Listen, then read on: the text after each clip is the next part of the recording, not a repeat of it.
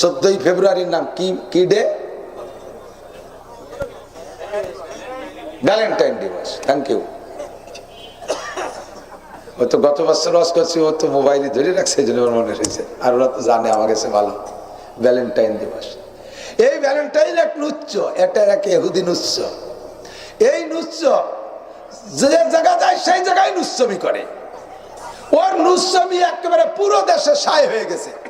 তৎকালীন প্রেসিডেন্ট ওর জ্বালায় যে জায়গা যায় সেই জায়গায় নুচ্ছমি আরে দৈরি ওরে জেলে দিয়েছে। জেলখানায় যাই এক অন্ধ মহিলার সাথে আকাম করছে। শেষে তারে ধরে দিয়েছে ওই দিন ফাঁসি। ফাঁসি দিলে ওর ফাঁসির পর দুঃখিত হইয়া সারা ওই দেশের সমস্ত নুচ্চরা ওই দিনটাকে একটা দিবস বানাইছে। সেই দিবসটা হলো 14ই ফেব্রুয়ারি। আর সেই দিবস মুসলমানের সন্তান পালন করবে।